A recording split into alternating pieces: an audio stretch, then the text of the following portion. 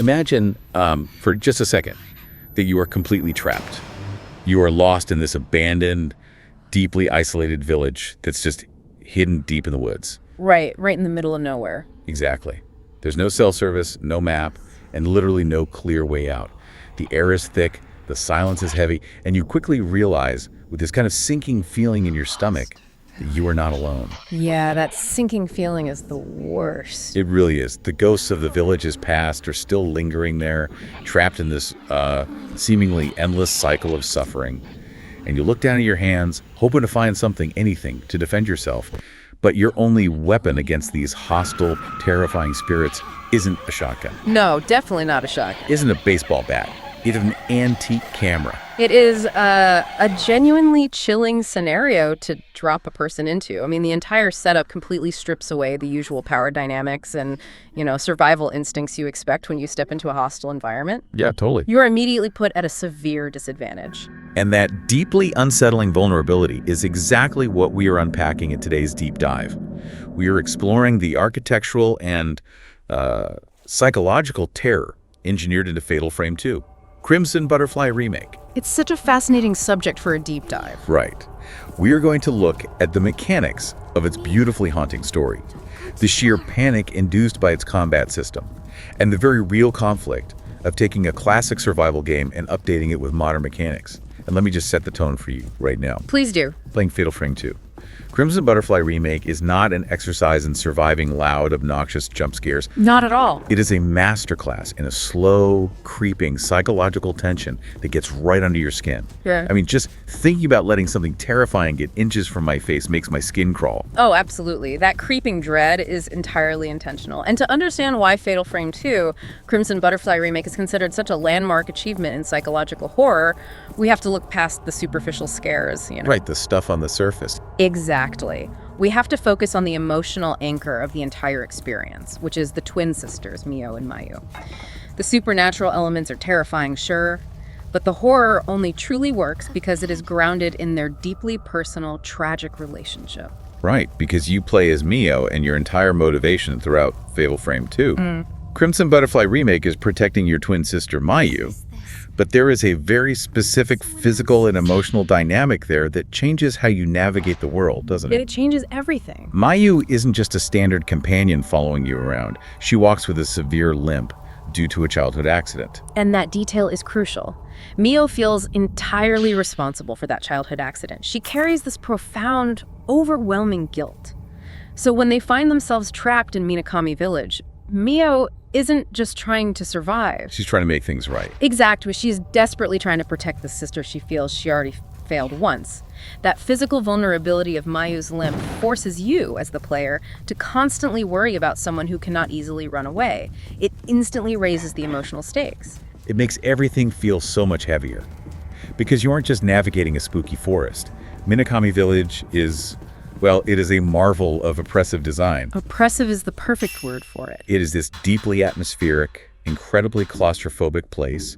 There are very few actual roads and just a handful of ruined houses, but the geography itself feels hostile. The environmental storytelling does a lot of the heavy lifting there. The design ensures that you feel trapped even when you are technically outside, under the night sky. Which is wild to think about. It really is, but the interior locations are where the true architectural terror lies. Think about the Osaka house. As you play through Fatal Frame 2, Crimson Butterfly Remake, the layout of Osaka House becomes intimately familiar to you. Right, you learn every corner. You learn its hallways, its sliding doors, its dark corners. Yet you can never let your guard down. Familiarity never breeds safety in this game. And then there's the Kurosawa house. Oh man, that place is a sprawling, terrifying maze of narrow corridors and blind corners. It's a nightmare. You can walk those halls 20 times, and on the 21st time, the shadows still look entirely wrong. What really amplifies that constant feeling of unease is how quiet the whole experience is. Yes, the silence is deafening. If you play a lot of modern games, you are probably used to a protagonist who never stops talking. They give you hints, they mutter to themselves about puzzles, they react out loud to every single item they pick up. Yeah, that constant chatter in modern media often serves as a comforting safety blanket for the audience. It reminds you that you are playing a game. Right. But Fatal Frame 2, Crimson Butterfly Remake, just rips that safety blanket away. Mio is largely quiet. The game refuses to hand you the narrative on a silver platter. You are just exploring in the dead, heavy silence. Which forces you to pay attention. Instead of being told what is happening, you have to actively unearth the tragedy of Minakami Village. You piece the history together by reading abandoned diaries left in the dust. Just finding little fragments. Exactly. You watch fleeting, non-hostile ghosts silently retrace the exact tragic steps they took in their final moments of life. You listen to agonizing voices preserved in spirit stones. You're forced to actively look for the horror. Okay, let's unpack this for a second. It's like walking through the aftermath of a disaster in real life. If you step into an actual ruined, abandoned building, there isn't a narrator explaining the history of the family who lived there, you know? No, not at all. You're just left to wonder. You just find a broken toy or a half-written letter, and your brain frantically tries to fill in the gaps. Your own imagination starts conjuring up the worst possible scenarios. Fatal Frame 2. Crimson Butterfly Remake essentially weaponizes your own imagination against you. It is a brilliant reliance on atmosphere over aggression. By utilizing intricate sound design like the creak of floorboards or the subtle shifting of shadows, rather than relying on cheap, sudden noises, the developers keep the player in a state of unrelenting dread. It's exhausting in the best way. It is. But they take that psychological conditioning a step further. They make the simple act of interacting with the environment a source of severe anxiety. Yes. Oh, let's talk about the item gathering mechanic, because it is so stressful. When you are outside in the village, the game might give you a vague objective marker. But the second you step foot inside a place like Osaka House, the markers vanish. You are completely on your own. The game stops holding your hand. Completely. You see a glowing health item on a shelf and you hold down a button for Mio to reach out and grab it. And the animation is agonizingly slow. And suddenly, without warning, a rotting, ghostly hand lashes out from the darkness to grab your wrist. And you have to physically react. You have to pull your hand back or slam a door shut to avoid taking damage. It is a profound piece of behavioral conditioning. Because it goes against everything we know. Exactly. Human instinct drives us to gather resources in a survival scenario. We want to stockpile health items to feel safe. But Fatal Frame 2, Crimson Butterfly Remake, actively punishes that basic survival instinct. Even if you manage to pull your hand away in time and you don't take any damage, the psychological damage is absolutely done. Yeah, for sure. You're scarred for the next room. You survive that encounter, but now you are completely paralyzed with fear about reaching for the next item. You become terrified of the basic mechanics required to play the game. Which fundamentally changes your relationship with the environment. You are no longer just exploring a house. You are interrogating every shadow, second-guessing every decision to open a drawer or reach for a doorknob. And that exact psychological vulnerability is actually baked right into the combat too. Because you are terrified to reach out and touch things, but your only weapon absolutely demands that you let the danger get uncomfortably close. We have to talk about the Camera Obscura. The Camera Obscura is the defining mechanical and thematic core of Fatal Frame 2, Crimson Butterfly Remake. It is this beautifully intricate, antique camera that serves as your only tool to interact with the spirit world. Your only lifeline, really. Exactly. You use it to capture those fleeting, non-hostile specters before they vanish, but more importantly, you use it to exorcise the hostile wraiths that are actively hunting you and Mayu. But it is completely different from pointing a gun in a standard video game. Combat in Fatal Frame 2. Crimson Butterfly Remake requires you to compose a perfect photograph under conditions of extreme duress. Extreme duress is putting it lightly. Right. The underlying mechanics dictate that the closer the ghost is to your lens and the more perfectly their terrifying face is centered in your focus ring, the more damage your photograph will inflict. And you desperately need to do high damage to earn points for crucial camera upgrades. And the pinnacle of this combat system is the namesake mechanic itself, which is the fatal frame shot. To execute a fatal frame, you cannot just stand across the room and snap pictures from a safe distance. You wish you could. You really do, but you have to wait. You have to lower the camera, look through the viewfinder, which, by the way, severely limits your peripheral vision, and wait for the spirit to actively lunge at you. It is essentially a terrifying game of chicken. If you are used to playing modern action games or shooters, your brain is hardwired to backpedal when an enemy attacks. You want to retreat. You want to put as much distance between you and the threat as possible. Fatal Frame 2. Crimson Butterfly Remake actively punishes you for doing that. To get the fatal frame shot, which staggers the ghost and deals massive damage, you have to stand your ground. It takes so much nerve. It does. You have to watch a horrifying apparition crawl toward you, let it get mere inches from your face, and snap the shutter in the exact millisecond before it strikes. It is completely counterintuitive to human survival instincts. What's fascinating here is why the Camera Obscura is such a profound weapon. A traditional weapon, like a firearm, serves as a physical barrier. It keeps danger at a distance. It's a shield, basically. Right. But a camera demands intimacy. To succeed in Fatal Frame 2, Crimson Butterfly Remake, you have to invite the horror into your personal space. You have to look it directly in the eye. The game forces you to be at your most vulnerable in the exact moment you need to be at your most lethal. It induces absolute panic. And layered on top of that intimacy is the sheer stress of resource management.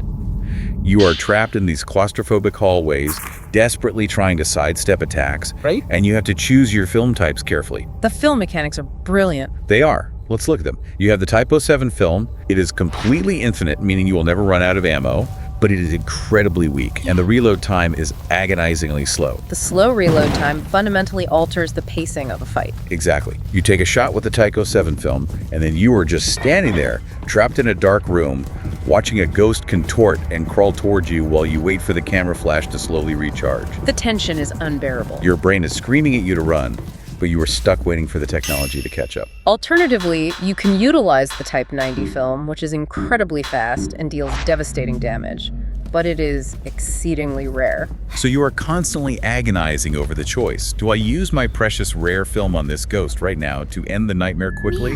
Or do I suffer through the slow terror of the Typo 7 film? Because there might be something even worse waiting behind the next door. It creates a brilliant synergy between inventory management, spatial awareness, and psychological endurance. The mechanics themselves generate fear without relying on scripted narrative events. It's just you and the mechanics. Exactly. However, this brings us to a very complex friction point in our deep dive. We need to examine the specific additions introduced in Fatal Frame 2, Crimson Butterfly Remake, and the conflict those modernizations create regarding the game's overall tone. Right, because this is a remake of a PlayStation 2 game that originally launched in 2003, and from a pure presentation standpoint, Fatal Frame 2. Crimson Butterfly Remake does an incredible job updating the visual fidelity. It looks fantastic. The lighting is gorgeous, the environments feel richer, and it seamlessly integrates entirely new locations and side stories. If you didn't play the original 2003 release, you would never be able to tell which parts were added later. They're stitched into the world perfectly. The visual and narrative additions are universally praised in the source material we're looking at. The world building is undeniably enhanced. The friction, however, stems entirely from the modernization of the gameplay mechanics. Which is where things get tricky. Very tricky. Specifically, Fatal Frame 2. Crimson Butterfly Remake introduces a complex new system known as willpower. Wait, I need to stop you there because here's where it gets really interesting. And honestly, I am genuinely confused by some of the design choices here. Okay, let's hear it. If the entire point of the original 2003 experience was feeling weak, heavy, and helpless, why would the developers add a willpower meter? From what I understand from the notes, this meter allows you to pull off superpowered special camera shots. Doesn't giving the player that kind of power fantasy completely ruin the horror? That is the exact double-edged sword of modernizing a classic survival horror game. The source analysis we are looking at highlights this profound artificiality. The willpower meter in Fatal Frame 2. Crimson Butterfly Remake is replenished when you successfully execute those dangerous Fatal Frame shots. Right, the risky ones. Exactly. But you lose willpower if you run away from an encounter or if you take damage.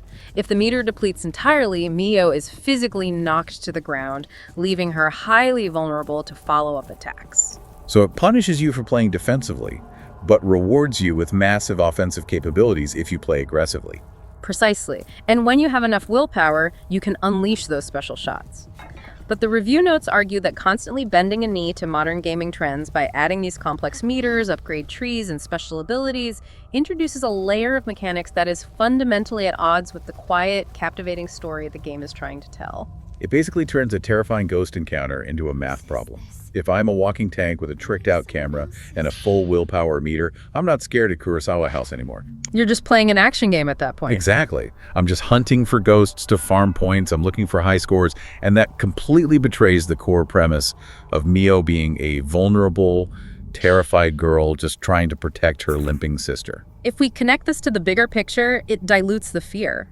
When a player becomes entirely focused on managing gauges and optimizing their special attacks, the spirits transform from tragic, terrifying entities into mere mechanical obstacles. They lose their soul, ironically. That's a great way to put it. If the Camera Obscura becomes too powerful because of all the modern upgrades integrated into Fatal Frame 2, Crimson Butterfly Remake, the ghosts inherently lose their threat level. It highlights a massive problem for the industry as a whole. How do you remake a beloved, terrifying game for a modern audience without accidentally making it too fun or too smooth? You want the controls to feel responsive, but if Mio moves like an action hero, you lose the claustrophobia. It is an incredibly delicate balancing act. The developers had a clear mandate to make Fatal Frame 2. Crimson Butterfly Remake feel more accessible and engaging for contemporary players who expect deep progression systems and dynamic combat loops. Which is fair. People want modern mechanics. They do. But every time you add a mechanic that explicitly empowers the player, you inevitably chip away at their sense of helplessness. The terror of the original 2003 title relied on your sheer lack of options. But let me push back on that slightly. Does the inclusion of the willpower meter actually break the game, or is it just a minor annoyance for purists? Because reading through these sources for our deep dive, it seems like despite the conflict over these modernizations, the core experience still holds up incredibly well. That is the ultimate consensus, yes. The friction is real, and the artificiality of the modern mechanics does detract slightly from the pure vulnerability of the original.